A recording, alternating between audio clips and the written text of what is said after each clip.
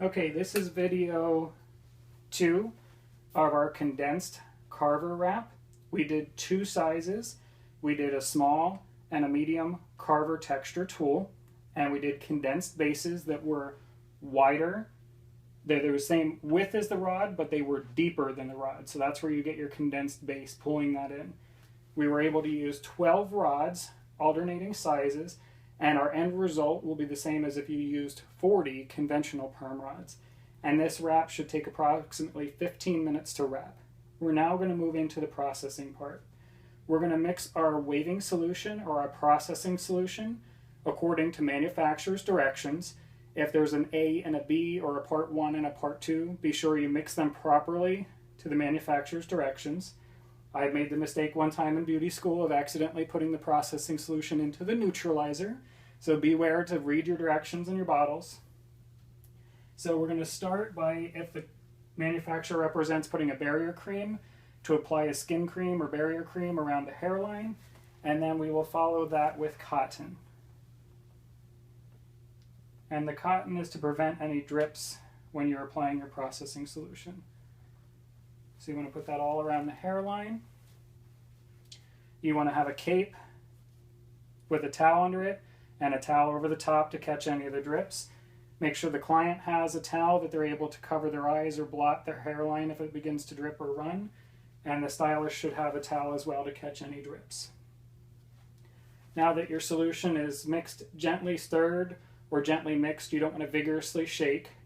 And then we're going to gently start to apply your solution. And you want to gently squeeze your solution, starting and stopping.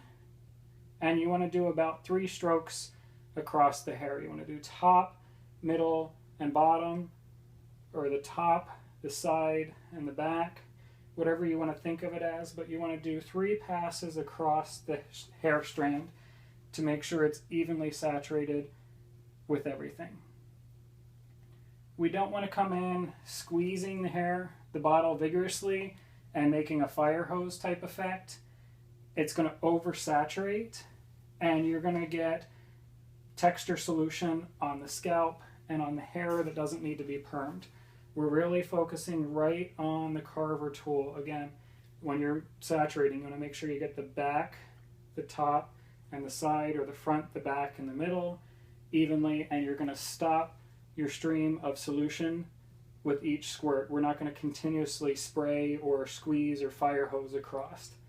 Okay, I've already saturated this side previously, so now I've gone over each rod 3 times and then 1 more time to make sure it's completely saturated. The next step would be to use your processing bag. You'll put your processing bag starting at the back. You could also use a shower cap or a bonnet cap. The reason for the bag is to keep the moisture in and to trap the body heat. So you want to make sure all of your perm rods are there. Make sure it's away from the client's eyes. Gently push it back or hold it away from their eyes. Pull the top piece up and the little bottom front piece and gently twist. And then tuck in underneath, making sure nothing is too tight and that it's not pulling or wrenching any of your texture tools out of place. Follow your manufacturer's directions. Generally, we strand test every 5 minutes. To do a curl test or a curl pattern test, we're going to open our plastic bag or a bonnet, gently bringing it back, and then you're going to take one of your texture tools and remove your elastic and gently unwind about 1.5 turns. So there's a half, there's 1. And you want to hold it straight up, and you want to look for the curl formation starting to form. A lot of people tend to push down or push it in. If you're pushing down and pushing it in, the hair's wet and it has been set around a round surface or a texture tool. It's automatically going to create some movement in the hair. So you don't want to push it back down or in. You simply want to unwind 1.5 turns and look for the curl formation starting to form. So this solution has been on for a few minutes, and you can see there's a light formation starting to come in, but it's not snapping yet.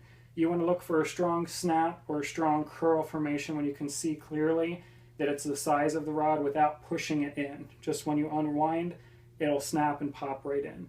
At that time, your perm will be processed, and you'll move on to your rinsing. If there's a middle step, you will apply your reconstructor treatment or your interim treatment, and then you will go on with towel blotting and your neutralizing. The neutralizer is what will finish the process, stop your processing, and lock in and reset the bonds into the new configuration that you've set with your texture tools. So we're going to allow her to continue processing, checking every 5 minutes. When the curl formation is where we want it, we will rinse thoroughly for 5 to 7 minutes, depending on length and density of the hair. We will apply any kind of interim treatment or mid-step, and we will thoroughly towel blot. Another trick when you're towel blotting is sometimes to use paper towels, and you want to kind of press your fingers in with the paper towels. That will help remove more of the water content and allow more of the neutralizer to gently saturate in. Again, when you're neutralizing, same process, top, middle, bottom.